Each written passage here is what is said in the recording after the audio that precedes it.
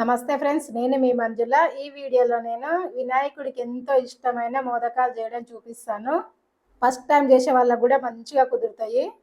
మోదకాల కోసం ముందుగా స్టవ్ మీద ఒక గిన్నె పెట్టి 1 కప్పు బెల్లం వేయాలి. అందులోకి కొన్ని నీళ్లు పోయాలి. బెల్లాన్ని కరిగించుకోవాలి. పాకం అవసరం లేదు. బెల్లం కరిగినాక ఇలాచి పొడి వేసి 1 కప్పు పచ్చి కొబ్బరి తురుము వేసుకోవాలి. 1 కప్పు బెల్లానికి 1 కప్పు పచ్చి కొబ్బరి తురుము కరెక్ట్గా సరిపోతుంది.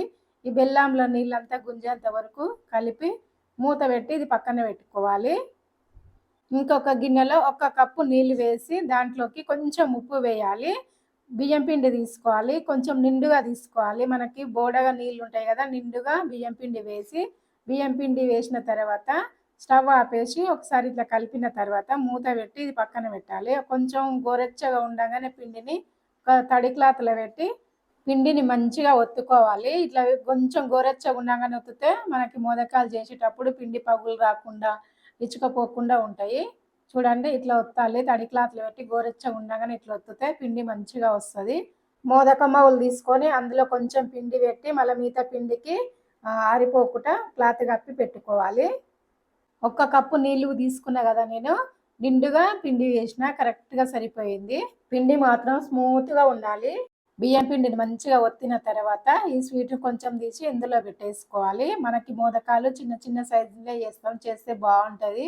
మనకి ప్రసాదానికి చేసినా కానీ అందరికీ పంచనీకి కూడా బాగుంటుంది. మొత్తం ఇట్లా పిండి పెట్టినాక పైన మొత్తం క్లోజ్ చేసి మనకి స్వీట్ కనిపించకుండా బియ్యం పిండితోనే క్లోజ్ చేసేయాలి. చూడండి, ఇట్లా చేసిన తర్వాత మనకి తీస్తే మంచిగా డిజైన్ లాగా వస్తుంది. ఇలాంటిది మీ దగ్గర లేకపోయినా చేతి మీద కొంచెం పిండి వేసి కొంచెం అప్పలా కొత్తి మధ్యలో స్వీట్ పెట్టి తర్వాత ఇట్లా చుట్టేసినా కానీ బాగుంటాయి.